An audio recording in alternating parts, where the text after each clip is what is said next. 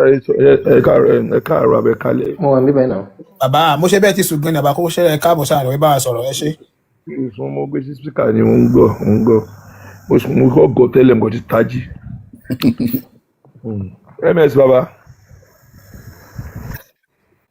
ẹ ti sùn lọ. ẹ dá wa nù gan mọ́ bọ̀ ẹ ṣáà bá wa sọ̀rọ̀ kí wọ́n tó.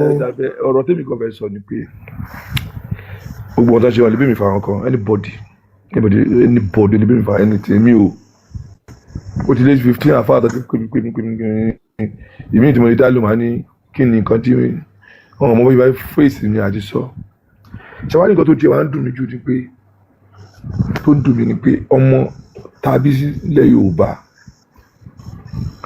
tààtọ́ tó rí pé ìgbà táwa kéré àmà dọ̀bálẹ̀ ọmọ gbó ọwọ́ sọ wa lórí ọmọ ṣàdúrà fún wa àdúrà yẹn dẹ̀ mọ́ wa girama mi ló tọ́jú mi tó máa ti jí báyìí ó máa kì mí lórí kì girama mi lè kì mí fún tó máa ṣàdúrà fún mi ó máa kì mí lórí ìyá mi àkínú sí ní bàbá mi bí bàbá mi ọmọ kì mí wọ́n fọ́pá mi lórí àwọn ọmọ táwọn bí ń sìn wọn ò lè dọ̀bálẹ̀ fún ọmọ assalamu alaikum ọmọ kan wà ní àdúgbò wa mi kó tó di pé ọ̀rọ̀ ti hapù tó bá fẹ́ kí wọn assalamu alaikum ní dá lóhùn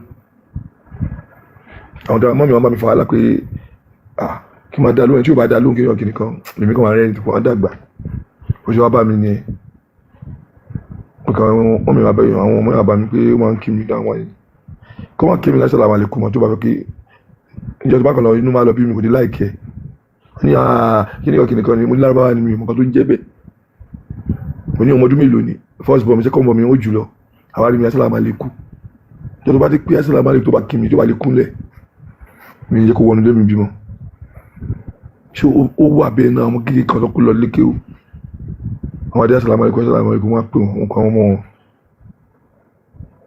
christian tọ́ wọn ní ẹ báwo àwọn ọmọ olèkè àwọn ti sọ fún àwọn ọmọ pé tó bá dọ̀bálẹ̀ ẹrú ni wọ́n tó bá kúnlẹ̀ ẹ̀yin náà ẹ̀kọ́ jókòó yẹ kẹ́kọ̀ọ́ ń ro àwọn tó bá jẹ́ Yorùbá gidi àfa àkọ́rọ́ sọ ó ní kí ló dé tẹfẹ gbà sára lọ́wọ́ wa Saudi lásán àti wọn lọ́tọ̀ àwọn tẹbílíkì wa jáde wọn kàn tá ọ̀rọ̀ yẹn pé wá pé Islam kọ̀ kí wọn dọ̀bálẹ̀ fún ìyá tó bíyàn lọ́mọ ta lórí ìṣàtìyàn fọwọ́ bọ̀ bí ìyá tó bíyàn lọ́mọ ni wọn ti kí wọn máa kúnlẹ̀ fún ìyá tó bí lọ́mọ mọ́ kí wọn máa dọ̀bálẹ̀ fún bàbá tó bí lọ́mọ so make sense kí wọn kọjú òkè ọ̀hún ẹ jókòó kẹrù náà mo ti lọ sí bọ́m̀bélì mo ti lọ sí kíní mo ní gbogbo wọn ṣe ń ṣe àwọn la ní respect ju gbogbo àgbáyé ilẹ̀ Yorùbá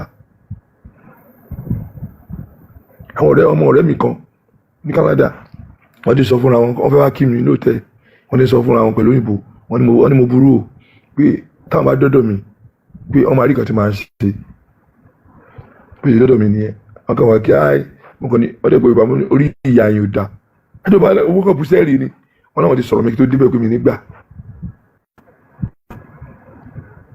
so níbo la fàṣà wá sí ibi la fi ọmọ jẹ́ Yorùbá wá sí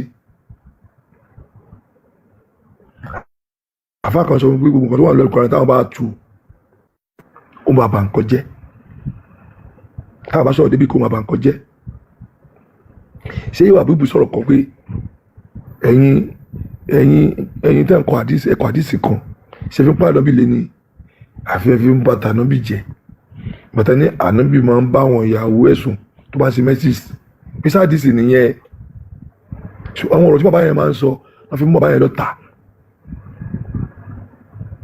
tó bá rọmọ kékeré lórí kìíyèsí òun tàfà òun lọ́fíìsì ilé ọ́fíìsì kí náà ní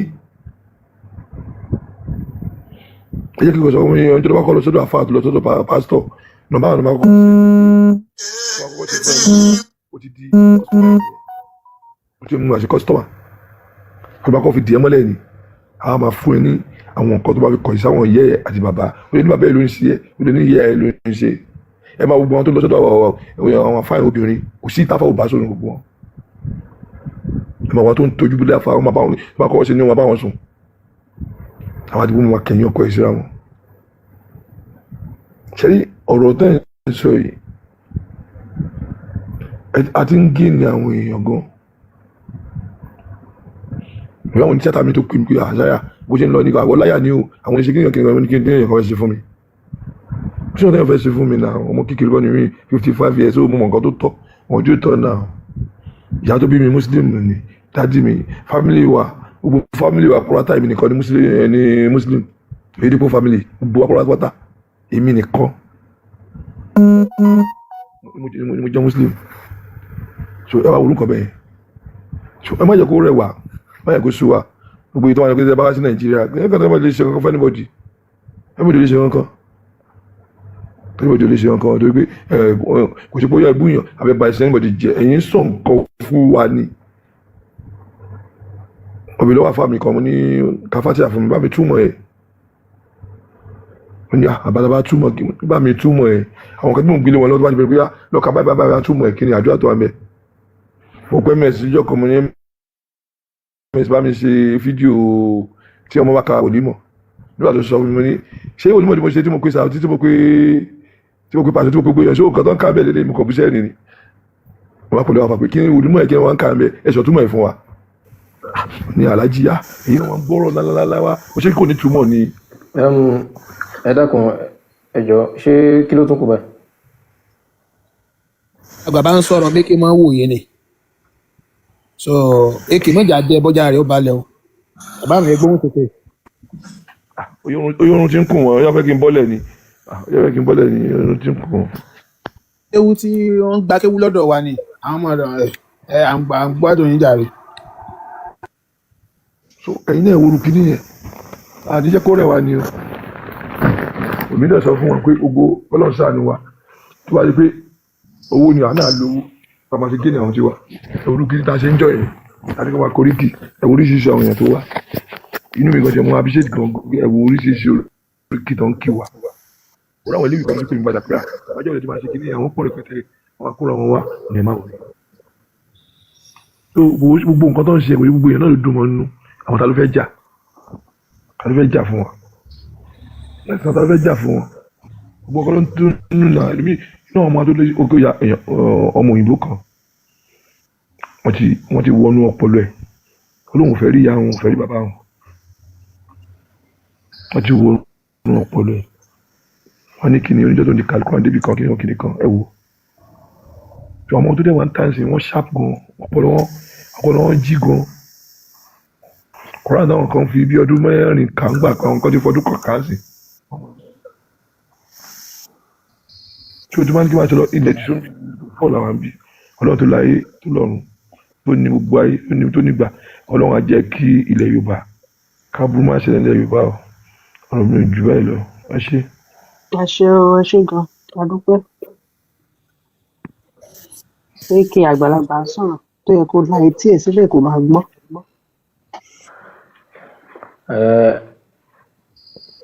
ká lè bá tètè parí ẹ̀yin náà lẹni ká máa sọ̀rọ̀ sókè everybody máa sọ̀rọ̀ sókè. tó bá jẹ́ ọmọ yorùbá ni ó ní ẹ má bínú ẹ lè má bẹ́ẹ̀ tó lọ báyọ̀ bọ́ bí ké ṣe àgbàlagbà nu.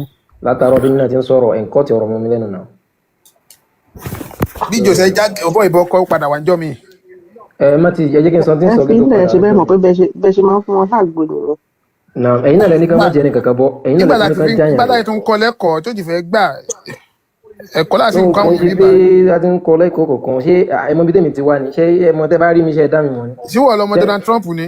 ṣé ẹmọ bí mo ṣe jẹ́ ni ẹ̀yin náà ò lè bá mi àṣẹ sọ̀rọ̀ òrìṣà ẹ má bàa lọ wájú àtẹ̀yìn káàdé kàkùránù. so nǹkan tẹ́mi kan fẹ́ sọ ni pé tá a bá ń sọ̀rọ̀ nípa alukoran so alukoran ọmọ ń tóra wọn ni so ẹni tó bá dẹ̀ nímọ̀ nípa rẹ̀ ló máa gbọ́ yé so ló máa gbọ́ yé kéèyàn tó lè máa tú alukoran kó tó lè understand yẹ wàá mọ àwọn ìmọ̀ nǹkan tó ń pè ní usulu tafsir òun náà ni pé ìpìlẹ̀ bí wọ́n ṣe máa ń tú alukoran so àwọn nǹkan kan wà tó yẹ pé irú tí wọ́n sọ pé kọ́ọ̀tì ìlú nìsín níbì kan tí wọ́n sọ pé kí wọ́n lọ jagun bẹ́ẹ̀ ni wọ́n lè lò fún jíjagun wọ́n lè lò fún kéèyàn bára èèyàn jà wọ́n lè lò fún kéèyàn so gbogbo àwọn nǹkan yẹn ẹni tí ò bá ní mọ̀ pé yọkọ̀ àmọ́ ka English meaning lásán ni tí ò ní understand nǹkan tó ń sọ bẹ́ẹ̀ so nǹkan tó wà ń bẹ nìyẹn so and then tí ẹ bá rí nǹkan kan tó yẹ pé ó jẹ́ bí hadith àbí ó jẹ́ bí ayah al-Qur'an tí ẹ lè ní ẹni tẹ́lẹ̀ bí léèrè kì í ṣe dandan kẹ́ bí ẹlẹ́ni tẹ́ bá understand tẹ́ bá ti understand dáadáa tí ó bá understand ẹ̀rọ kó bí àwọn afá léèrè. àwọn ìka fúnra nínú mo ti kálẹ̀ tẹ́lẹ̀ náà ṣe bí ẹ ti gbé síbẹ̀ tẹ́lẹ̀. ẹ tú fún wa Subhanallah. wàhálà. Nǹkan tó wà bẹ́ẹ̀ ni pé Yorùbá àti Islam ó yàtọ̀ síra wọn. àní ẹ tún Yorùbá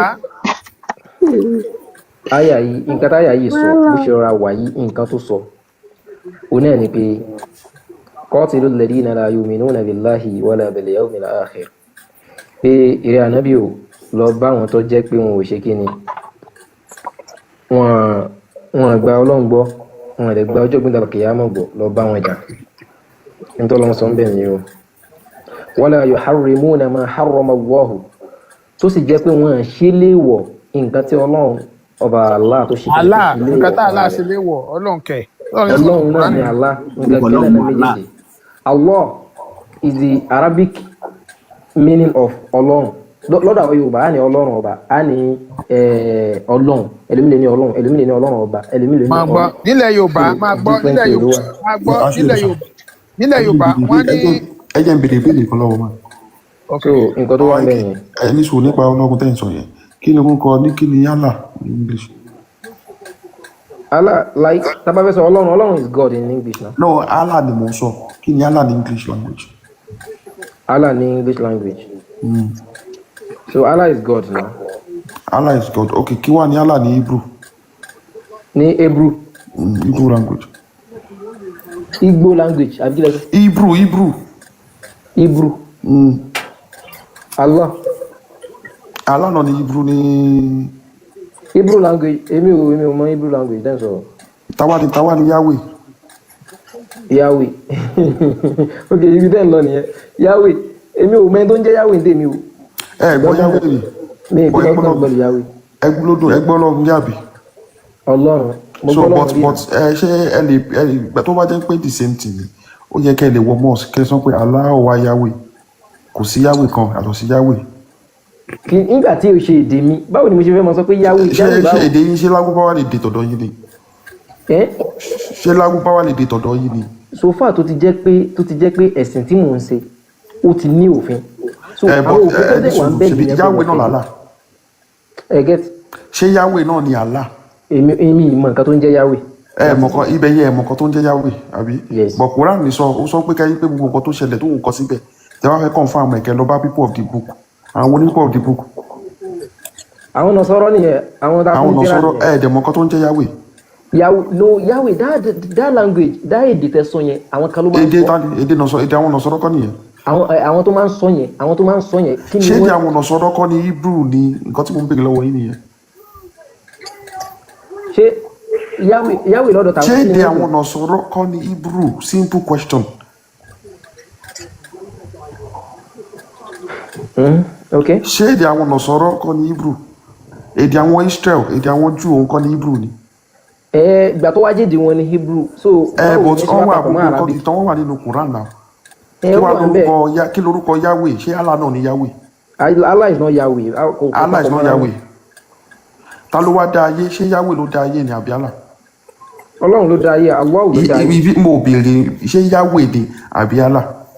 Ọlọ́run Allah tí í ṣe Ọlọ́run lédè Yorùbá ló dá ayé. ìbéèrè tí mo ìbéèrè Ọlọ́run lọ́wọ́ yín Yahweh àbí Allah èdè là ń sọ àṣọ èdè lè máa tẹ́ tó ń sọ. èdè náà là ń sọ. ẹ̀yin ò gbà wípé Yahweh àti Allah ìkọ̀kan náà ni. bọ̀ Ọlọ́run àti Allah ìkọ̀kan. ẹ máa gbọ́ nítorí àmì èmi ò mọ èdè yẹn tèmi mi ì mọ èdè yẹn. mọ èdè yẹn ok téèyàn bá kú ẹni sùúrù téèyàn bá kú sìn kí ló máa ń sọ sẹ́niyẹn. tó máa sọ pé nìyẹn wọ́n ní ó ṣaláìsí àbí. lédè ok ní èdè Arabu. no Arabic no kì í ṣe. tó máa kú tó wá fẹ́ àdáhùn sí pé èèyàn kú kí ló máa ń sọ sí i. àwọn máa ní pé ẹni yẹn kú pé.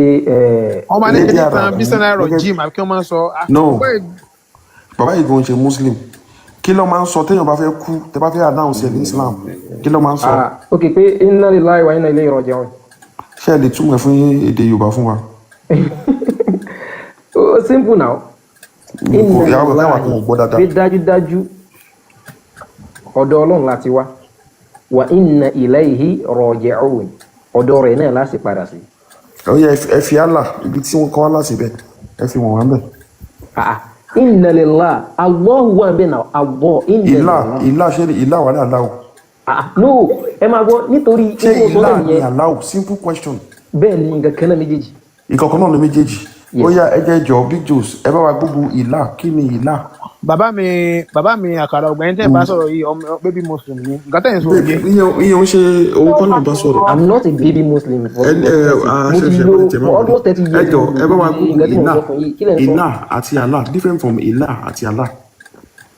nǹkan tẹ́ Baba, sọ ẹni sùúrù. kẹjẹ kí n expatiate ẹ̀ fún yín. kò ní ìdí ìdí tí a bá sọ̀rọ̀ nípa àgbọ̀ bàbá ẹni orúkọ sùúrù ẹni tí ó bá ti wà ní ọ̀rọ̀ ẹ jẹ́ ká lọ wò ó. a máa sọ pé iná yẹn nítorí iná yẹn àti láàmù bàbá tó wà kò ń bẹ. the word Allah níbo ló wà níbẹ̀. the word Allah ó wà láta iná àti láàmù tó wà ń bẹ. ó yá ẹ tún pé ẹ tún sọ ẹ jọ gbọ́ ayẹyẹ gbọ́ ẹ tún sọ. ẹ máa gbọ́ o iná lillahi láàhì. ṣé ìláhì yẹn is it kò yàtọ̀ sí Allah. no nítorí pé ó yẹ kí n sọ pé iná ẹ dúró ṣé ìláhì ẹ yẹn máa kò gbọ́. yàtọ̀ sí Allah. ó yẹ kí n sọ fún yín pé inna lillahi kẹ́lẹ̀ bá dáadáa nǹkan tẹ́ ẹ máa sọ fún nítorí pé nǹkan láàmù tí tó mo wà pè ń bẹ lọ́wọ́ yẹn. yín ẹ ti iná ní láyìn ẹni sùúrù bàbá Subhanallah. mo fẹ́ hand over mic ìláhì tẹ́ sọ yẹn ṣé òun kọ́ ló ń sọ pé ok òun náà ti gbé wá yẹn ìláhì tẹ́ sọ yẹn ṣé kò yàtọ̀ sí Allah. Allah náà ni ìlà nítorí Allah ok context ok yẹn ẹ ló ṣe sọ pé Mechanic, right? mo fẹ́ gbọ́ ẹ ṣe ṣàhádà. Mechanic to Kano. ashhadu an la ilaha Can you give me your illallah. name and your ID? Big Joes private conversation yìí. Express Oya for that. ẹ jẹ́ tó bá Ashhadu ní Big Joes ẹ̀ ń pọ́n lórí náà. Allah Big Joes ẹ mú tu Big Joes ẹ jọ. ẹ ó yẹ ẹ sọ ṣàhádà. ashhadu an la ilaha illallah. ok ó yẹ ẹ túmọ̀ ẹ̀. mo jẹ́rìí pé kò sí ọlọ́run kankan àyàfi Allah. ok kí wá ìlàhà tó wà níbẹ̀ yẹn kí nìyẹn. ìlàhà yẹn oní ẹ̀ ní Allah pé like. bàbá ìròyìn ti pọ̀ jù ẹ sọ pé ẹ jẹ́rìí ẹ ní sùúrù ẹ sọ pé ẹ jẹ́rìí wípé kò sí ọlọ́run kan yàtọ̀ sí Allah. ike yín aṣàlùwàlà ẹ tún sọ. ok tó bá yẹ pé ìtumọ̀ yẹn lẹ tó bá yẹ pé ìtumọ̀ yẹn ni ó ń dá yẹn ó ń ṣe mistake ẹ tó bá yẹ pé ìtumọ̀ yẹn ni ṣe mistake ó náà ni pé ashhadu an la ilaha illallah. ẹ ní sùúrù aṣàlùwàlà yẹn túmọ̀ ẹ̀. ashhadu mo jẹ́rìí ẹ túmọ̀ yẹn ẹ ká mo túmọ̀ jẹ́rìí. kankan ok ẹ tún pè ẹ tẹ̀síwájú. an la ó yẹ túmọ̀ ẹ̀. pé kò sí màá pè papọ̀ an la ilaha pé kò sí ọba kan.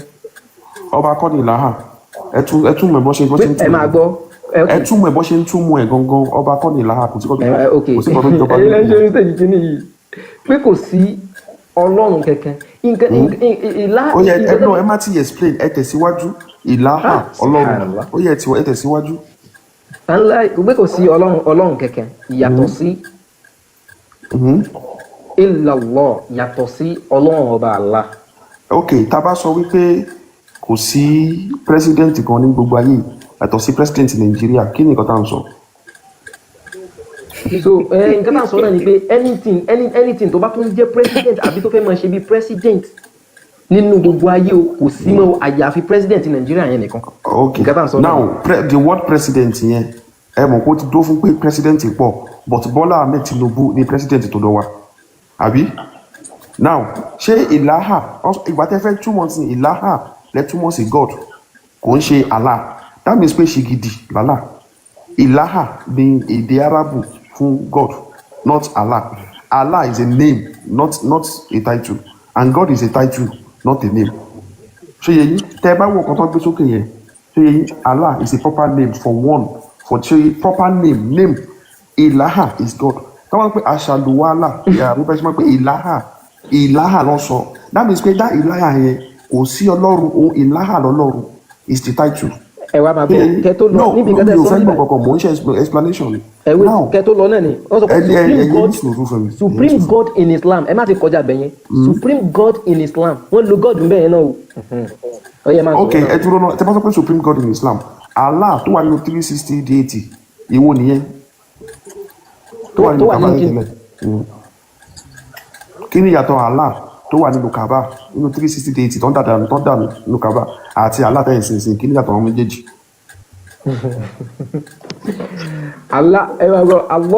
Allahu kò bá wa sínú ayé yìí. Nǹkan tí mò ń bá ìbéèrè lọ́wọ́ Allah tó wà nínú 360 deity tí Muhammad dànù tó sọ dẹyọ kan àti Allahu tẹ̀ ń sọ yẹn kí ni yàtọ̀ àwọn méjèèjì kí ló fi yàtọ̀. Ìyàtọ̀ ni pé àwọn èèyàn ni wọ́n mú àwọn òrìṣà yẹn ní Ọlọ́run. Muhammad àbí.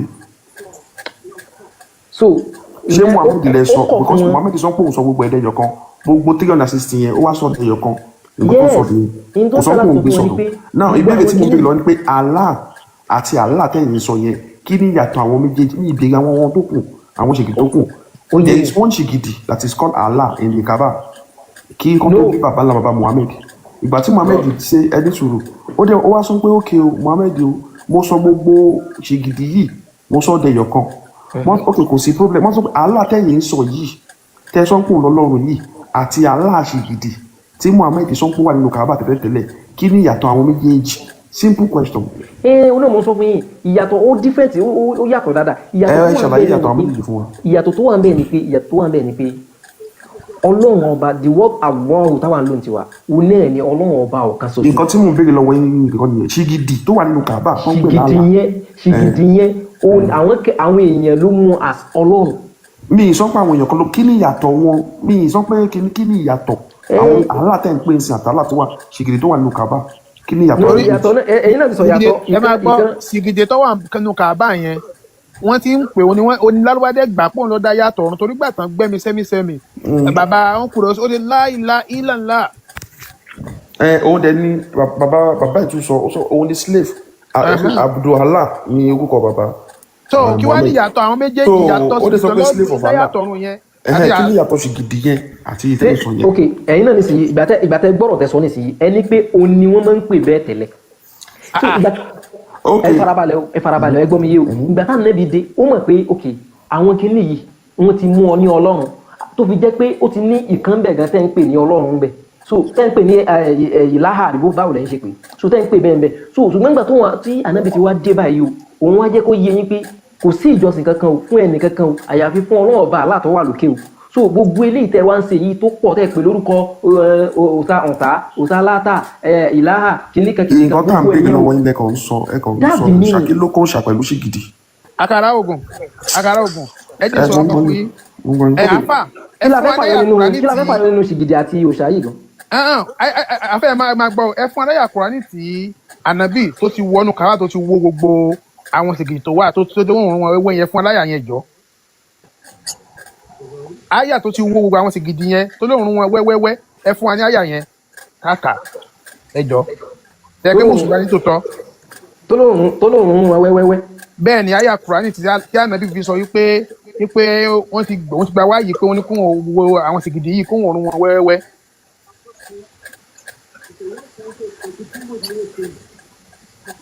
ẹ fún aláyà Kùránì yẹn jọ àkàrà ògẹ́jọ́ fún aláyà Kùránì yẹn lọ́yìn ẹjú nǹkan ti bẹ́ńlẹ̀ yìí torí ànábì ìlọ́fẹ́ máa ẹ máa gbọ́ ó ti lọ ànábì lọ́fẹ́ máa lọ wà ní bọ́s. wọ́n lọ wo àyà yẹn wá ni. ẹ jẹ́ kó fún láyà kọ̀ọ̀kan jáde. ẹ máa gbọ́ àkàrà ògùn ẹ jẹ́ kó lọ fún aláyà Kùránì yẹn jọ. lálẹ́ yìí wọ́n máa gbà wọ́n pa gan kéwú ń bẹ lọ́wọ́ wa ẹ gbọ́rọ̀ tí ànábì sọ. ó wó gbogbo àwọn ṣìgìdì yẹn ó wá sí àwọn nǹkan kù àwọn nílá òkúta ajára yẹn àwọn àlá ọlọ́wọ́ tún méje yẹn wà bẹ́ẹ̀ àwọn sàbẹ̀ wọn bílẹ̀ pé ké tó wo àwọn ilé ó láwọn tó tóbi jù nìyẹn pé tá a bá ti ní béèrè tá a mùsùlùmí bá ti ní béèrè àwọn ni wọ́n mọ̀ tọ̀ lọ tó ń mọ̀ béèrè lọ́wọ́ wọn.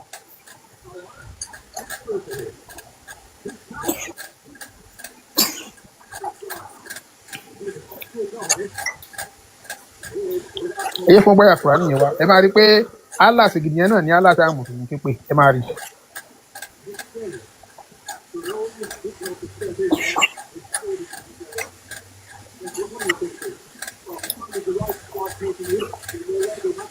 torí kò fọwọ́ kan aláàṣegidi ànábì ò fọwọ́ kan. tẹ́tẹ́ simple kékeré ń bẹ̀rẹ̀ ìgbà tó ń pè Allah lọ́lọ́run ok ibo lọ́lọ́run ti sọ fún yín pé kẹ́ ẹ pààyàn rí láì di question ṣẹ́yìn ti gbóhùn ọlọ́run tó sọ pé kẹ́ ẹ lọ pààyàn rí o. Baba Shola, ẹ̀yin tó padà sọ́dọ̀ Aṣọlá. that is not an argument.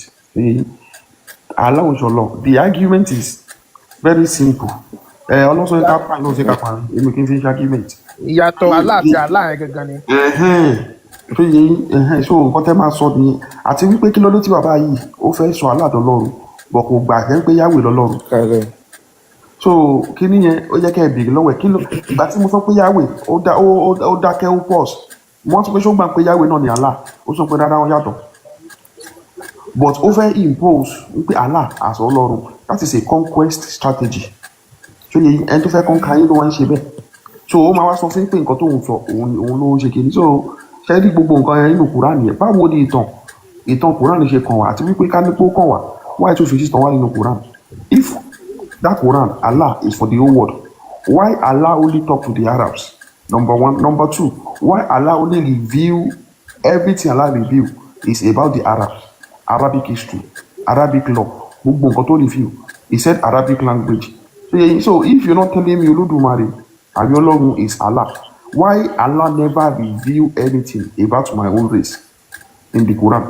Akara ogun ẹ máa gbọ́ the worst part rẹ o nínú Kùránì yìí gangan ìgbà tí Allah ti ń dá lóun dá yàtọ̀ ọ̀run tí ń tọ́ dá gbogbo èèyàn ó ní àwọn dúdú tẹ́rí tóun dá yẹn o ó ní ẹni náà ni wọ́n ó ní kóra kò sí nǹkan kan láyé yìí tán lè ṣe òun ò lè kà wọ́n kún àwọn èèyàn wádẹ̀ tó lọ ń ṣe kínní yẹn. àwọn èèyàn wá dá sí ó ní àwọn tó dúdú bí ẹjú tóun dá yẹn o ó ní ẹni náà ni wọ́n ó ní pé òun ò ní kankan òun ò lẹ́tọ̀ọ́ kankan lọ́dọ̀ òun Allah. so bàbá Ògúnṣọlá ṣe rí pé kí wọ́n pààyàn yẹn kán ṣe kínní yẹn àwọn Chigidi Allah ló sọ fún àwọn arábù bẹ́ẹ̀ Elédùmarè a lè máa sọ pé ṣé Elédùmarè sọ bẹ́ẹ̀ because àti ń rí di ikú Elédùmarè láti máa fi wé Allah it's a ridicule to me like Allah ó yẹ kẹ́ máa fà Allah kẹ́ máa fi wé Ṣàngó tó yẹ yín àbí kẹ́ máa fi wé General Buhari tó papòdà àwọn bí ológun èèyàn lẹ́mọ̀ máa fi wé pé ṣáàlà ní pàtì kan lẹ́mọ̀ fi so ẹ máa tún pàdé ó wà lẹ́yìn ìsìnkú. bàbá mi àlè fi aláwọ̀ Ṣàngó àlè máa fà láṣẹ ọmọ àfà aláwọ̀ Ṣàngó. níbo jẹ́ ok kí ni ok sọ ìyàtọ̀ Allah bí àwọn Tinubu Buhari ẹ jẹ́ wọn fọlá àkùrá nìyẹn. ṣé ẹ̀yin kọ́ ni àwọn Yorùbá kọ́ ló gbìyànjú wa wọ́n sọ pé ìkan Ṣàngó ìkan Ògún ẹ̀ẹ́dẹ̀ dá wọn mọ̀. Ṣàngó báwo ni ìyàtọ̀ Allah àti Ṣàngó Aláàfin Ọ̀yọ́ kí ni ìyàtọ̀ Allah àti Ṣàngó. kí ni ìyàtọ̀ Allah àti Ṣàngó. Ọlọ́run yàtọ̀ sí gbogbo nǹkan tẹ́ ń sọ yẹn. Ọlọ́run ló dá wa mò ń sọ Ṣàngó àtàlà ẹ̀yin sọ pé Ọlọ́run. ok àwọ̀ yàtọ̀ sí gbogbo nǹkan tẹ́ ń sọ yẹn àwọ̀ yàtọ̀. yàtọ̀ pé nǹkan tí Ṣàngó fi jọ Allah lọ ni wípé Ṣàngó èèyàn tó rí ṣáde Ṣàngó Allah ṣì gidi ni. Allah ò ṣe ṣì gidi Allah ò ní ọba tó dáyé àti ok ta ló wá ń gbénu Kaaba ta ló bá ṣe ṣì gidi. ta ló ń gbénu Kaaba Allah ò gbénu Kaaba náà ní omi tó ń gbénu Kaaba. kí lẹ lọ ń ṣe ń bẹ̀ gbà yẹn tí ó bá gbénu Kaaba. Subhanallah nǹkan tá ló ń ṣe ń bẹ̀ ni pé a ló ń ṣe ìjọsìn fún Ọlọ́run ọba tó ní ilé yẹn ebi Ọlọ́run fún bẹ́ẹ̀ Ọlọ́run ní kọ́kọ́ ilé sílẹ̀ na ta ló ní ilé Kaaba ta ló ní ilé Ọlọ́run ni. ibo làlá wa ń gbé.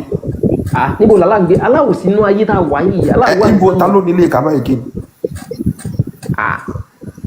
like ilé yẹn bí ká sọ pé mọ́ṣáláṣí gbogbo mọ́ṣáláṣí pátápátá ilé Ọlọ́run ni. Ibo làlá wa ń gbé.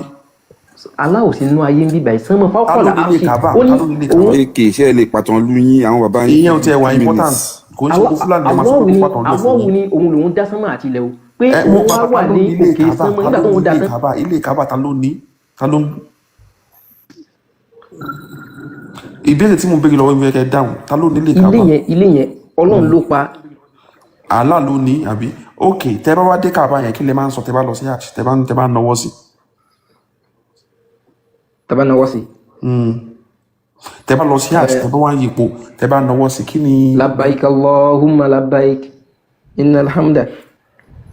ok ó dẹ̀ pẹ́ ti lọ sí hajj gígan torí ẹ̀ bọ̀ ẹ̀ fún dáadáa náà mo ẹ wá ẹtúmọ̀ ẹ̀ fún wa.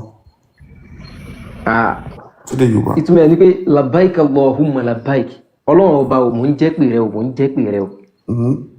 innal hamda dájúdájú tiẹ̀ lọ́pẹ́ sí wa ni'mata ìdẹ̀ra náà tiẹ̀ ní ṣe laka wal mulk ìwọ ni olùkápá gbogbo ayé la sharika lak kò dẹ̀ sí akẹgbẹ́ rẹ nínú ayé yìí mo tá jẹ́ lè pé pè ọ́ àtọ́lọ́. ẹ̀kọ́ mo ti dé ní labaik.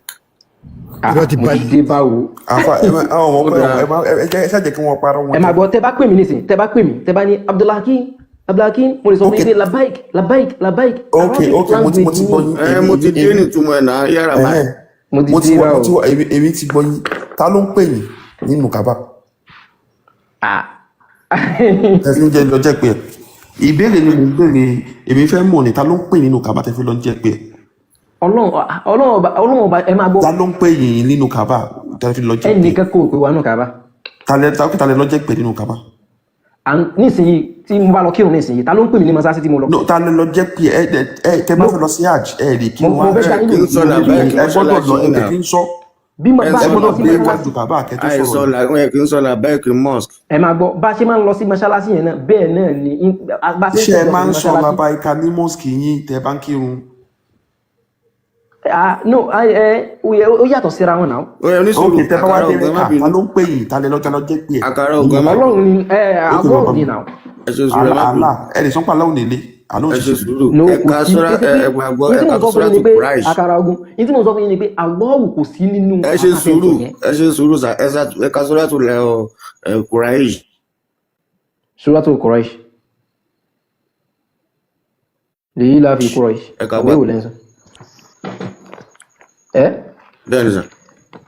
lèyí la fi Suratul Quraish Quraish yes. إلى فيهم رحلة الشتاء والصيف فليعبدوا رب هذا البيت الذي أطعمهم من جوع وآمنهم من خوف. ẹ bá wa tú. kí ló dàbí ní báyìí tú. ẹ ṣe akéde kan ẹni bá sọ òyìnbó nílẹ̀ náà ni ó sọ tukùn kí ni ìtumọ̀ ẹ̀ sà.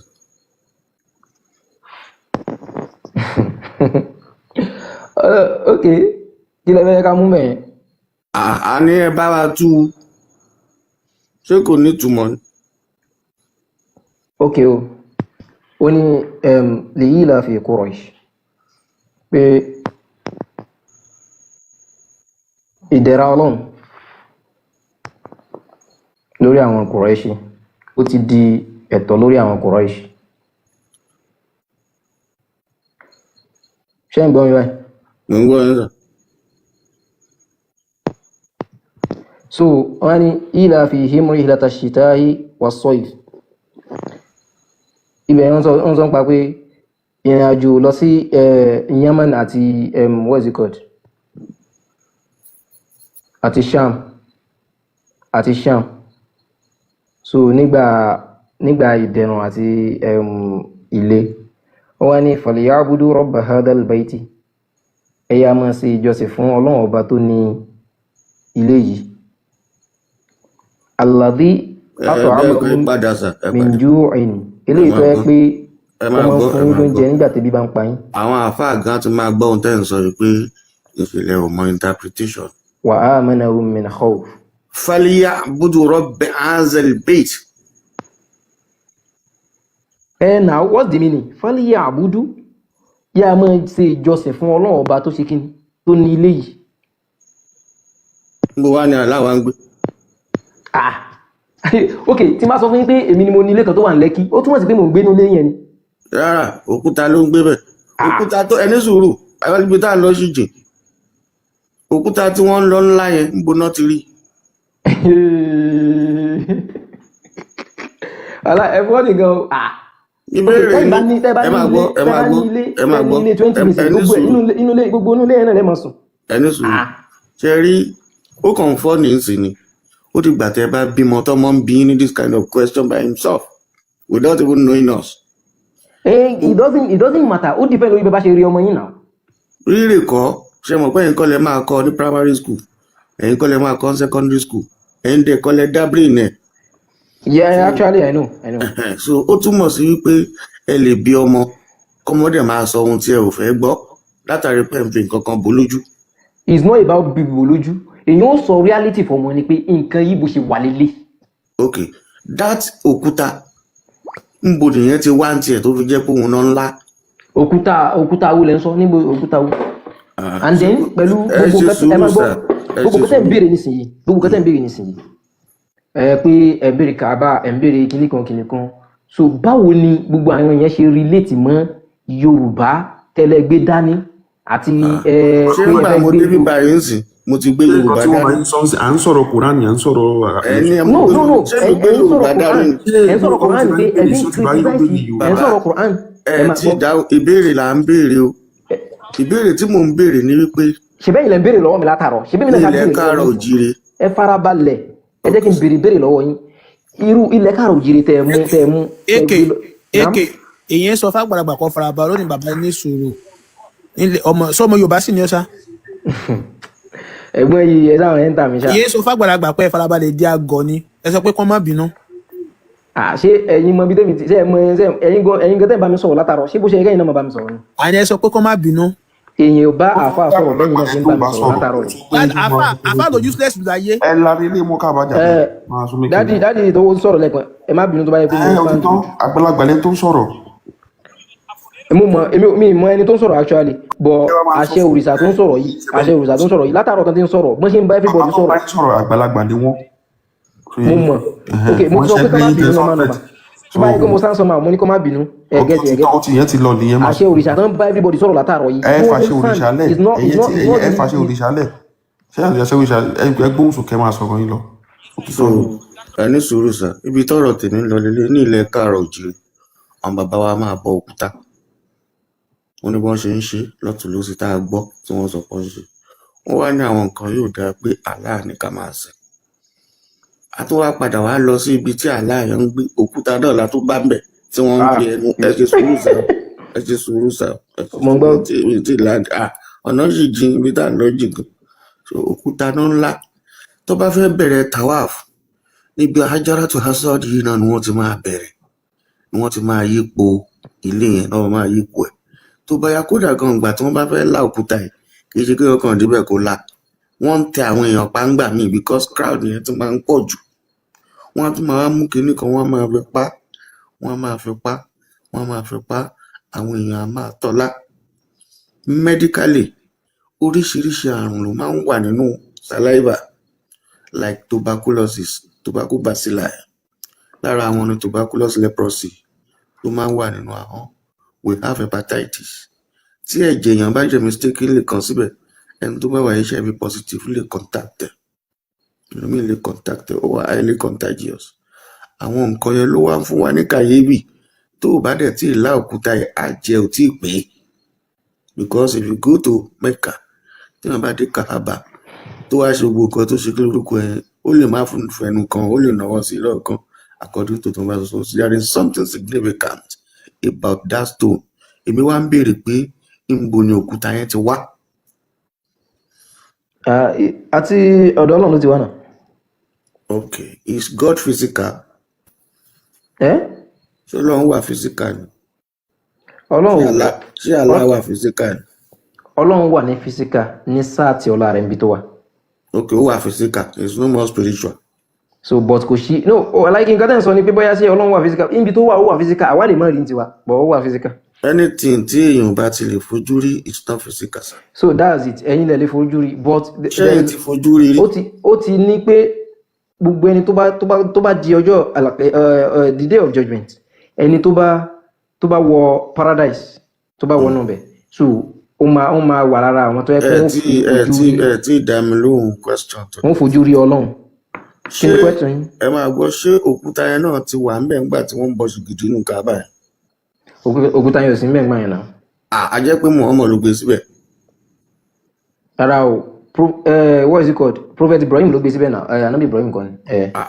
Ẹ ti understand ṣe bí nígbà tí wọ́n bí Muhammad oríṣiríṣi ṣìgìdì ló wà nínú Kaaba yẹn tí àwọn èèyàn tí wọ́n gbé síbẹ̀ tẹ́lẹ̀.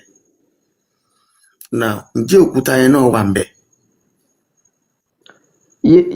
What is it called? Okay, ó wà ń bẹ̀ ó máa wà ń bẹ̀ náà àbí? Kí ló wá dé tí wọ́n gbé yẹn kúrò? Because that one is different. Lọ́nà wo?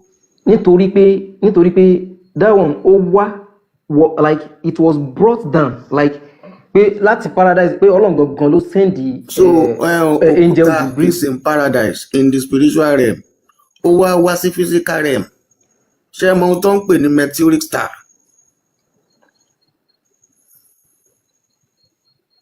I don't believe in that. You don't know mi ò sọ nípa methodology o. Àwọn stars tó máa ń fọ́ tó máa ń já kó sínú tó máa ń já to the universe from the sky. Yes. I know about it. How are you doing like this? Me like it. No, I don't know what you are saying, so I need to understand you before I answer you. So we call it meteoric star. You know that there are some stones. Those are man jábọ́ from the sky. Are you aware of that? Okay, you can continue. I'm listening. Are you aware of that? Okay, but I am aware of it. That is it. So the Kaaba was built. Are you listening to me? And then kó tó di wípé when Muhammad délé ayé làwọn àwọn tí wọ́n wà ní àsìkò ní Jàhílíyà làwọn náà ti ń rọ kiri ká Kaaba yẹn tí wọn dẹ̀ kì í ṣe Muslim bẹ́ẹ̀ náà àbí bẹ́ẹ̀ kọ́. Bẹ́ẹ̀ ni. Làbáìkà lẹ́hùnmọ̀ làbáìkà yẹn wọ́n ti ń ṣe tẹ́lẹ̀ àbọ̀n kì í ṣe. Wọn kì í ṣe. Wọn kì í rọ kiri ká Kaaba. Wọ́n ń rọ kiri ká Kaaba ṣùgbọ́n kí ló máa ń wí? Èmi ò mọ nǹkan tó ń wí. That is it. No.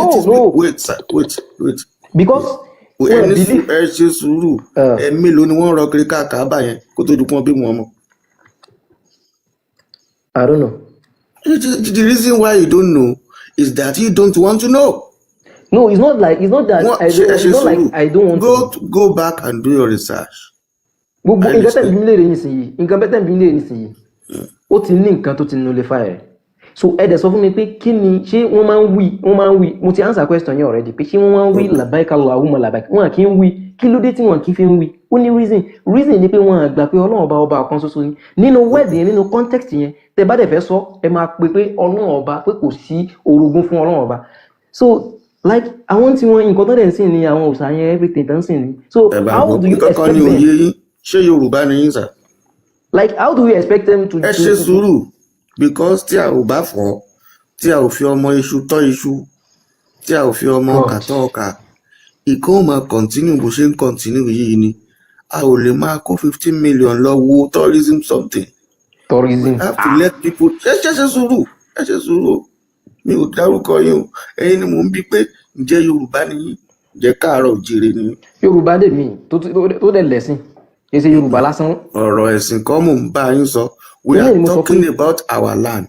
Daddy ẹ ṣe sùúrù sir ẹ ṣe sùúrù bí wọ́n ṣe máa ń ṣe lélẹ́yìí interruption will not let people learn it's going to turn to an argument and me champion you can never find me anywhere they were making arguments but explanation is very very important in anything you want to do. Are you listening to me? Èwo nínú káàárọ̀ òjìrì ṣé Ọ̀ṣun ni yín ni àbí Ẹ̀gbá àbí Ọ̀yọ́ àbí Ìlọrin àbí wo. Okay, before ká tó máa drive message. Èmi tèmi ń sọ̀rọ̀ Ẹ̀gbá lèmi. Before ká tó máa drive message lọ gangan. So where are we driving at? You don't need to know where we are driving out, but question is what they were asking you. If you don't know it, you tell us you don't know it. It's not about if you don't know it. It's not about bragging. Are you afraid of telling us where you came from? And you are confidently telling us what is happening in Kaaba. So I'm not afraid of that. How can I be? Like, well, you are not afraid of it, and you are not talking. No, what I'm saying in essence is that you should let me know where you are driving at. Is so my question, sir. We are going to shorten these things. Where are you from? I'm from Osun State, actually. If you are from Osun State, ẹ kí oríkì ìdílé ká gbọ́.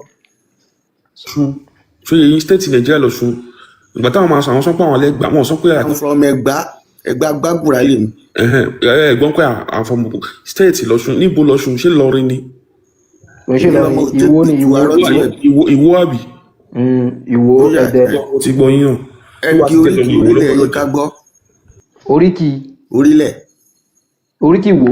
Oríkì orílẹ̀ ìlú ló ń jẹ́ Ìwó ẹ̀yin máa ní agboolé ẹ̀dẹ̀ máa ní oríkì orílẹ̀ bí irú Òpó ọmọ Òpó múlẹ́rọ́ máa já lẹ́kàn Òpó dúró Òpó gbàjà Òpó gbọ́ràn ní akọjú ẹ̀ síná inú gbọ́ràn ní akọjú ẹ̀ sọ́rọ̀. Gbogbo yẹn. ẹ ṣe sùúrù oríkì ni wọ́n ń kí ohun òṣùwọ̀n ṣẹ̀sìn kankan o. irú nísìnyí tó bá bíyàn wọ́n lè pè ní Àkànmú wọ́n lè pè ní Àkànní ṣe mọ̀ pé oríkì ara tèèyàn nìyẹn. tó ti yé wa bẹ́ẹ̀ náà ni àwọn Ọ̀fà Ọlọ́fà mọ́jọ ọmọ àbíṣu jórúkọ ìyẹn ò ní ṣe pẹ̀lẹ́sìn kankan rárá ìyẹn náà ń pè ní oríkì orílẹ̀. Are you listening to me? Tẹ́ ẹ bá mọ̀ ẹ sọ fún wa pé ò mọ̀ ìwé wọn kì í mú èèyàn sí. because ngbà tá à ń sọ̀rọ̀ ń sìn, we are talking about Kaaba and you are telling us as if you are living inside that place. No. Wait, There are some why things. you can't confidently tell us anything about your own tribe at all? Confidently. Mark, but there is a frigidity that you don't want to say it out because No. it looks somehow within your mind. Kò look somehow kankan. Ẹ bá wa kí oríkì orílẹ̀ Ọmọ Yorùbá ni mí. Gbogbo bí tí mo bá dẹ̀ dé mo dẹ̀ máa ń claim pé ọmọ Yorùbá ni mí. ẹ lè Even claim as a àìmọye science èèyàn náà ló student, as a science claim. student, nínú WAEC mi, mo ṣe Yorùbá tí mo dẹ̀ pass ẹ̀. So, Àní ẹ bá wa kí oríkì orílẹ̀ yín. What is it called? Dandan ní kí n mọ̀ yẹn, kí nìyẹn, who that help? Ẹ máa sọ pé ẹ ò mọ̀ lẹ máa sọ. No, ẹ máa gbọ́, okay, tó bá jẹ́ pé lóòótọ́ ni gbogbo nǹkan tẹ̀ ń ṣe yìí, wọ́n ti mú lọ́kùnkúndùn láti ilẹ̀ tó yẹ pé mo sọ̀rọ̀ nípa Yorùbá gẹ́gẹ́ ni o, gbogbo àwa ọmọ tó bá jẹ́ pé a jẹ́ bíi 90s, so ó yẹ ká mọ 1990 mo sọ, ó yẹ ká mọ àwọn nǹkan yẹn dáadáa. Tẹ́ bá kó gbogbo àjọ lẹ́sìn tẹ́ bèrè lọ́wọ́ wa, let me tell you something, 1% of us are lè mọ̀, because why? Kí ló kàn wá pẹ̀lú orílẹ̀ what's orílẹ̀? Sáwọn bàbá yẹn gan sọ orílẹ̀ fún wa ni.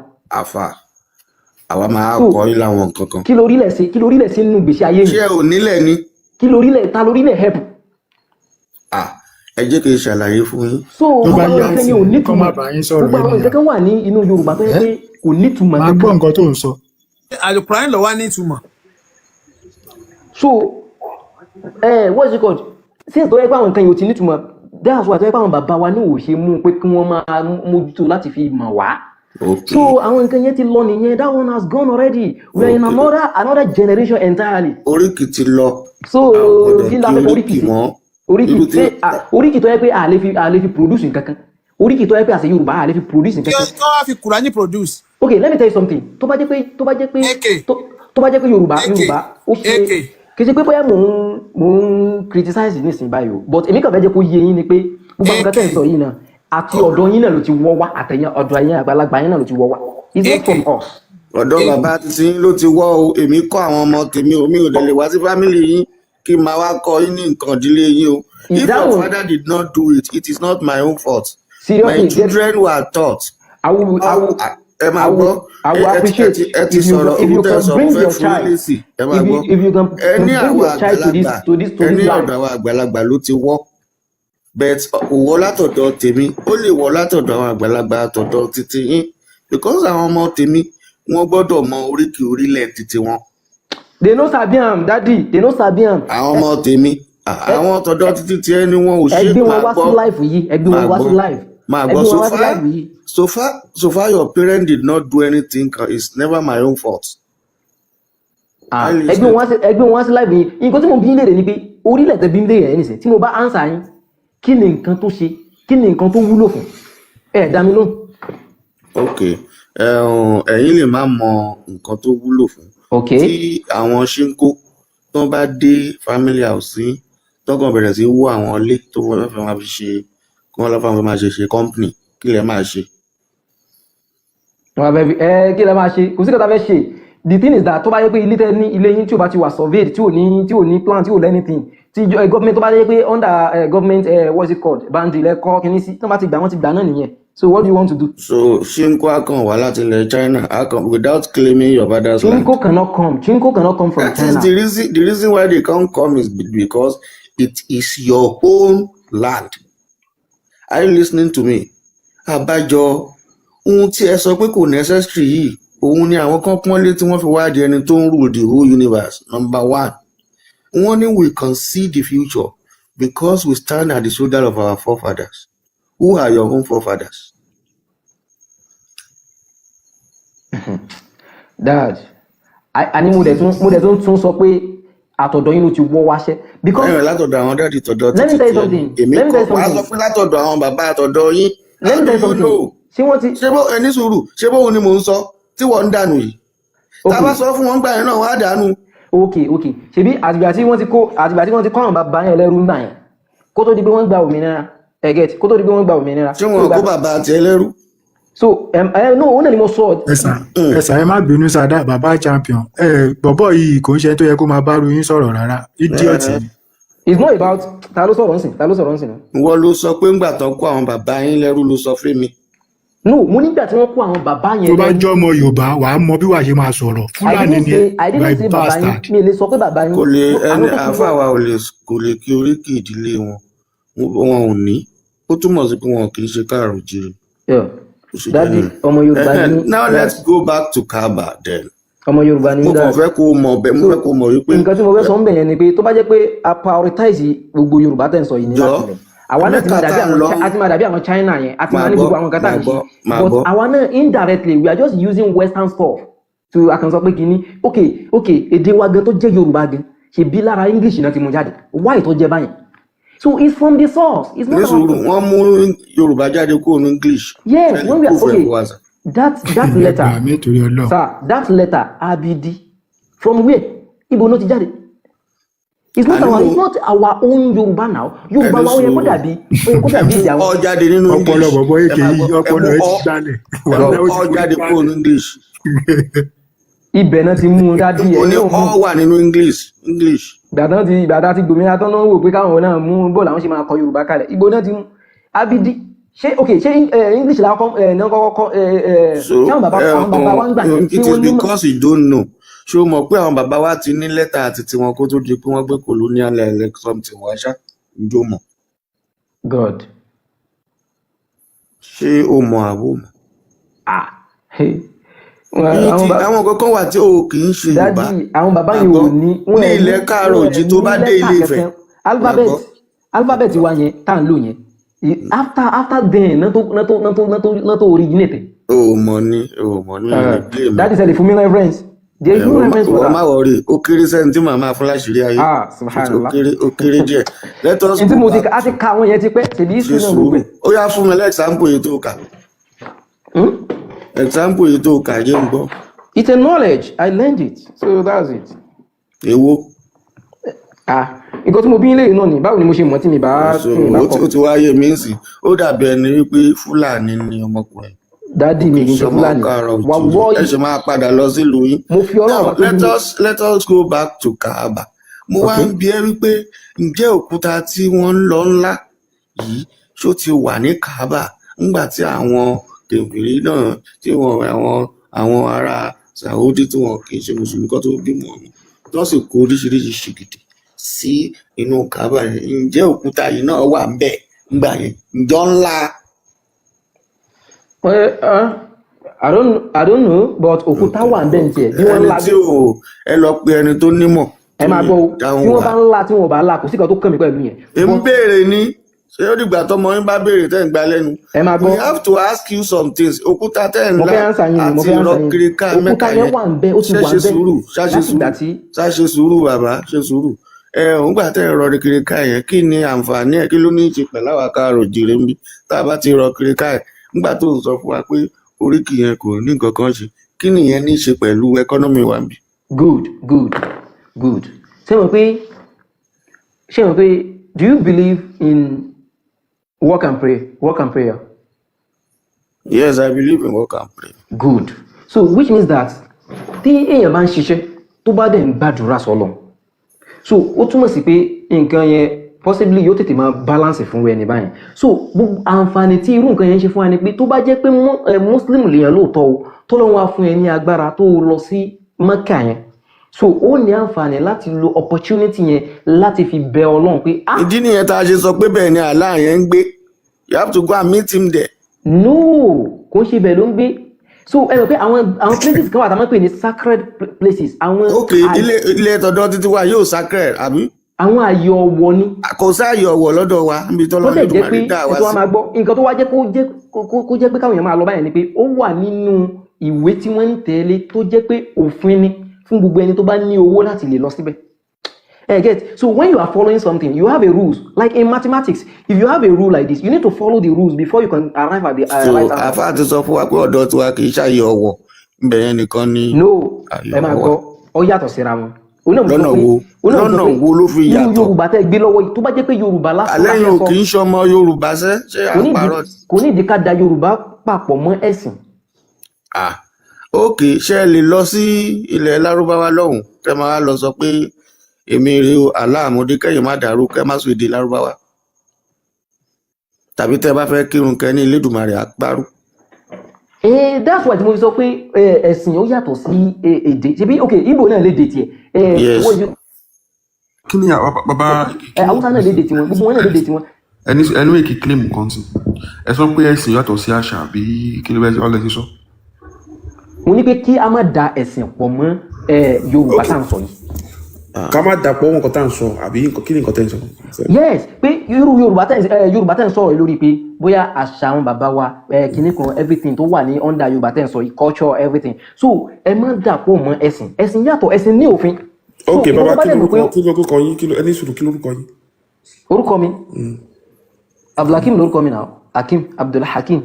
ok ṣé orúkọ ẹ̀sìn ni àbí orúkọ lárúbáwá. orúkọ ẹ̀sìn ni náà. orúkọ ẹ̀sìn Islamic name ni kò ń ṣe Arabic name. Islamic name ni yes Islamic name ni. kò ń ṣe Arabic name. yes kò ń ṣe Arabic name. Abdullah nǹkan. Abdullah Islamic name náà ni. but Abdullah wọ́n ti ń jẹ́ Abdullah kò kí Islam tó dé.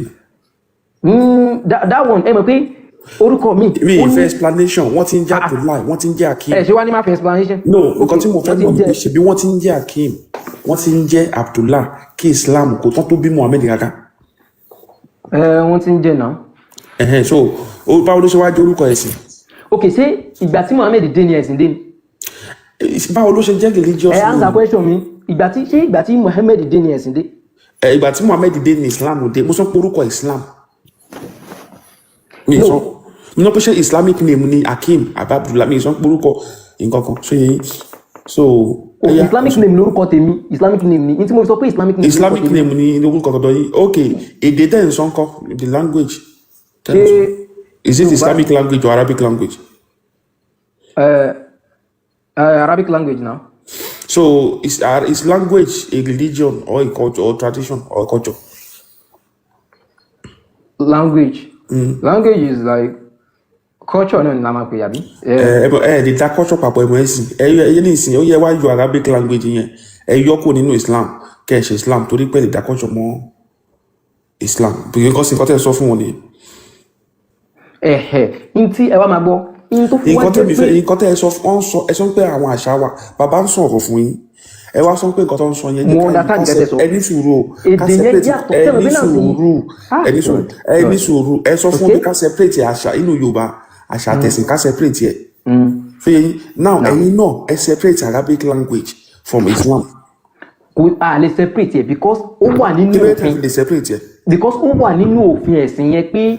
so inú tọ̀dọ̀ wa nílẹ̀ Yorùbá kò sí inú òfin tá a bá ń ṣẹ̀ṣẹ̀ ṣe ká fi Yorùbá ṣe ká ṣe kọ́ṣọ́. yẹn yà nọ́mà tí máa fẹ́ fi Yorùbá ṣe nǹkan máa fi Yorùbá sọ̀rọ̀ náà. bọ ẹ fẹ́ káwa dé pàtì àwọn ancestor wa pẹ̀lú language. ṣùgbọ́n ní tí mo sọ fún yín ni pé ẹ lè fi Yorùbá sí ẹ̀sìn Islam. ẹ̀yin náà lè fi Arab ṣe sí Islam because ẹ̀sìn ni Arab is a culture. no Arabic nítorí pé àwọn Ọlọ́run bí ànábì yẹn dìde tó jẹ́ ìran Lárúbáwá. so Ọ̀rúnmìlà tọ́lọ́run gbé tó sí Ọlọ́run gbé ìdúró wa yẹn kò ń ṣe ìran tọ̀dọ̀ wa. Ọlọ́run wo ló gbọ́rùn mi là dìde. Ọlọ́run wo ló gbà ó yẹ fún mi lọ́nà tó gbà máa Muhammed dìde tó bá Muhammed sọ̀rọ̀. ó wà ní Quran náà. tọ̀dọ̀ wa náà wà nínú Ifá. ìwé Ifá ṣe bẹ́ẹ̀ náà níwèé kẹ̀kẹ́. kí ló kọ́ mi pẹ̀lú ìwé tó jẹ́ pé àwọn sàmẹ́lì ṣe sàmẹ́lì China ló ṣe wè. God. ìbéèrè tí mo nǹkan tẹ́mi ń béèrè lọ́wọ́ yìí ṣe ẹ separate no ẹ̀yin Mùsùlùmí ti máa ń ṣe kí ní ẹ̀yẹn ṣáà mi tẹ́ ń bá sọ̀rọ̀ yìí ẹ̀yin psychologist ni mí philosopher de ni mí mo nǹkan tí mo sọ you are very bad. I read part of that. Yes, ẹni sùúrù mẹ́tẹ̀ ń bá sọ̀rọ̀ ni ẹni sùúrù you always say tábà tí sọ pé ẹni sùúrù ọba ẹ má bínú ẹ má sí sọ pé tábà sọ pé nílẹ̀ Yorùbá o à ń jàmàlà á sọ pé ká separate àmàlà aṣọ wíwọ̀ from our ancestors ní pé yìí ò ń ṣe nǹkan tá lè máa sọ fún àwọn ancestors wa ní pé yẹn tábà sọ pé ẹ̀yin náà ẹ separate dèbínú so ẹ̀yin dàmí date kí ni nínú àwẹ̀ ẹ separate tẹ̀síbà kó nínú àwẹ̀ so ẹ̀yin ẹ má lu tẹ̀síbà tẹ bá ń pray mọ́ so ẹ má wọ jàlámíà mọ́ so ẹ̀yin ẹ sọ pé gágá kò ṣeé ṣe torí wípé nǹkan tí Allah fi gbé wá nìyẹn tábà sọ pé kẹ́ separate Arabic language Arabic name Arabic culture and tradition kó nínú Islam there's nothing you can do because hijab Arabic culture ni kò ń ṣẹ̀sìn wọ́n ti ń wọ hijab kan tó bí ọba alábàbà Muhammed mi ìgbọ́n kankan so tẹ́ ẹ bá ti lè ṣe pé mi ìgbọ́n kankan mi ò ní interest nǹkan mọ̀ bá sọ̀rọ̀ báyìí mo sọ pé mi ìgbọ́n kankan tí ẹ bá ti lè separate Arabic language from Islam no Muslim should come up and tell us Yorùbá ó yàtọ̀ sí èdè ó yàtọ̀ sí àṣà kíní kan mi fẹ́ kò make sense because ẹ̀yin kò lè do without it. ẹ wá máa gbọ́ separation that separation is not the problem. ẹ jẹ́ kí bàbá máa tẹ̀síwájú pẹ̀lú yín. akara ogun separation yẹn is not the problem a lè separate but nítorí pé ó ti jẹ́ pé ó ti ní òfin pé ẹ̀sìn yìí o ìwọ tó bá fẹ́ ṣe o nǹkan tó gbọ́dọ̀ fi mọ èdè tó gbọ́dọ̀ fi máa ṣe lélẹ́yìí. nǹkan tẹ́yìn wá ń sọ ní pé tọ́dọ̀ wọ olófin àwọn bàbá wọn kò fi lẹ́ẹ̀bì. àwọn bàbá wa ò lẹ́sìn kankan. àṣẹ ti sọ látàárọ̀ Ifá tá à ń ṣe yẹn Ifá ẹni sùúrù no ẹ fẹ́ máa lo tàkíyà fèmí nǹkan tẹ́ ń sọ ni pé àwọn bàbá wa o tí wọ́n ṣe fálẹ̀ yẹn o wọn ò lédè wọn ò nófin tí wọ́n fi sínú fá wọ́n lédè bọ́ wọn lẹ́sìn. ó dàbí pé ẹ má yẹ kí n sọ nǹkan mi ìfẹ́ torí pé ẹwà moderate. ẹ̀yin náà ti sọ fún mi lẹ́ẹ̀kan pé ẹ ṣẹ̀sìn kankan. èmi ò nẹ́sìn. so tó bá tẹ̀sí lẹ́sìn ẹ lófin kankan nìyẹn. ẹ sọ òfin wo la ní ta ló ṣe òfin tẹ́yìn ló ta ló ṣe. òfin there is Quran that back it there is hadith. baba nǹkan ẹ̀yin gan ẹgbọ́n nǹkan tẹ́ ń sọ. let me tell you something sir. òfin ok ẹfibi tó ti wà nínú Quran wípé ẹ lè separate Arabic. níbi gbogbo kan tí mo sọ ẹ ti rí òdodo ń bẹ ẹ fẹ́ gbà. èmi ò ródodo nǹkan tẹ́ ń sọ ò make sense. I swear to Almighty God you see the reality the truth. the truth wo ni nǹkan tẹ́ ń sọ ẹ̀yin sọ pé ẹ̀yin ò lè separate culture Arab from Islam ẹ wá ń sọ fún wa we can separate our culture from our tradition but you are telling us it's not possible but you are telling us to do it kò make nǹkan tẹ́ ń sọ make sense now. Uncle Abdulhakeem nígbà tí àwọn ará Kaaba àwọn tí wọ́n wà nílẹ̀ Saudi wọ́n ti yí Kaaba yẹn ká wọ́n ti yí. dadi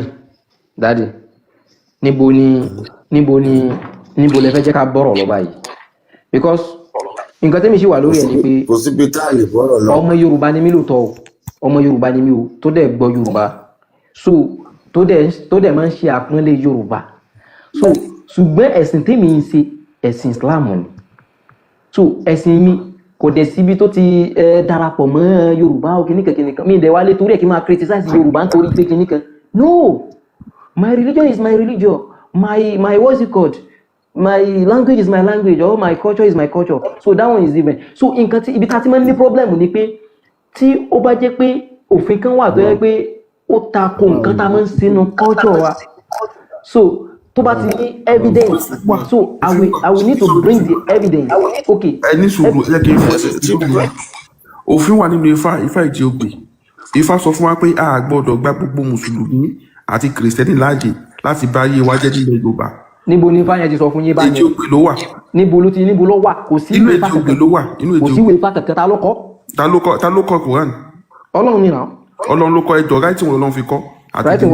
no ìwé Odùfálà èwo lọ́n fi kọ́. kì í ṣe pé Ọlọ́run kọ fúnra rẹ̀. àtàlùwà kọ ẹ̀sùn pọ́nlọ́n ló kọ̀ náà. no like that is indirect content. ok Ọlọ́run ti ní intermediary ó ti lẹ́nìkan tó lọ Ọlọ́run ò lè ní kó mọ̀ bó ṣe máa kọ̀wé. Ọlọ́run nídìí Ọlọ́run nímọ̀ ju pé bẹ́ẹ̀ ṣe máa kọ nǹkan lẹ́kọ̀ọ́. aláwọ̀ lè kọ̀wé kò lè fi dídì kọ́wó.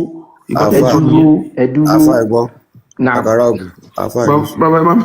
ẹ má bẹ̀rẹ̀. tí ìjẹ̀sí bá dé tí jihad dé tí jẹ̀sí dé gidigidi gan-an tí wọ́n sọ pé kúlá ìlọ́lá ẹni náà sọ̀rọ̀ ọbẹ̀ lórí wọ́n ṣe máa ń ṣe yìí ẹ wá bá ayé mọ́ṣáláṣí wọ́n dẹ̀ sọ wípé everybody ló gbọ́dọ̀ tí ogun ẹ̀sìn bá ti dé everybody ló gbọ́dọ̀ jà.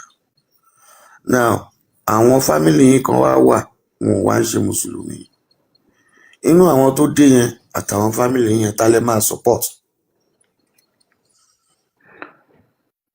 Actually tó bá jẹ́ pé ìjà tẹ̀sán yẹn ìjà ogun ẹ̀sìn ni sẹ́yìn pé ogun ẹ̀sìn yàtọ̀ sí ogun ìlú tó bá jẹ́ pé ogun ẹ̀sìn ni even kó jẹ́ family mi tí ò bá ti gba ẹ̀sìn tí mò ń ṣe tó bá ti jogun ẹ̀sìn I will just tell him nǹkan tó wà bẹ́ẹ̀ ni o let's go together tó bá ti tẹ̀lé wa àbí àwa lè mọ̀ àfilẹ̀ náà ni. àwọn ò gbọ́ Lárúbáwá kéde tó mọ̀ tẹ́ sọ. àsìn tí ò bá ti tẹ̀lé wa àfilẹ̀ náà ni tiwa ní ká ti sọ ó ti wà ní Quran gan. jẹ́mọ̀ báwọn kan ti wá sí ìlú Ìlọrin ní Kwara State tó dẹ̀ ti jagun ẹ̀sìn tó láwọn èèyàn kú rẹ̀ tí ogun yẹn bá dé tí àbúrò yín the same father the same mother ìyẹn ò kì í ṣe mùsùlùmí ṣé àwọn tó dé yẹn lè máa support ni àbábúrò yẹn. nǹkan tó wà mẹ́rin ni pé èmi ò máa sọ́pọ́tì ibi tí òfin ọlọ́run bá wà ní kì í ṣe pé àwọn kankan àwọn tó dé yẹn gan tó ń bọ̀ yẹn gan tí àbá mọ̀ pé bóyá ogun ẹ̀sìn ni àbí kò ń ṣe ogun ẹ̀sìn a máa fi wọ́n lẹ̀ nínú so a máa mọ àrídájú dáadáa pé ṣé ogun ẹ̀sìn lè gan ni tó bá jẹ́ ogun ẹ̀sìn àbúrò mi tí ò bá ṣe Islam. tó bá ti dé ẹ wá máa ṣe rìsáàṣì ń bẹ ìbẹ̀lẹ̀ ti máa mọ̀ pé a fẹ́ mọ̀ ẹ fẹ́ máa pa. èyàn máa mọ̀ true èyàn máa nǹkan mọ̀ tẹ̀ sọ ni pé àbúrò yẹn tí ó wà ti gba Islam ẹ bá ti sọ fún pé àgbà Islam ogun ẹ̀sìn ti dé tó wà ti gba Islam fakulu mu àbí kílẹ̀ ti pè yẹn. no a máa filẹ̀ ni a máa filẹ̀. ẹ máa filẹ̀ pé káwọn mùsùlùmí pàdánù. wáyé tó ń wọlé tẹ̀lé wa. ok ẹ máa filẹ̀ bí káwọn mùsùlùmí pàdánù.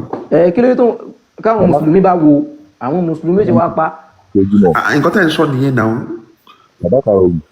wàhálà ti wà ẹṣẹ dúró náà wàhálà bàbá champion náà bínú ìjọpọ̀ ti wà nílẹ̀ Yorùbá o ṣe rí ìyá yẹn irú ìyá yẹn tó wà ń kọ́ ogun ẹ̀ mú tùmọ̀ ìtumọ̀. alẹ́ èèyàn Fúlàní ẹ̀ ń sọ pé Fúlàní lélẹ̀ ẹ̀ mú ìyá tó wá ń sọ pé ẹ má sọ̀rọ̀ ẹ má educate àwọn èèyàn mọ́. ara wọn rèé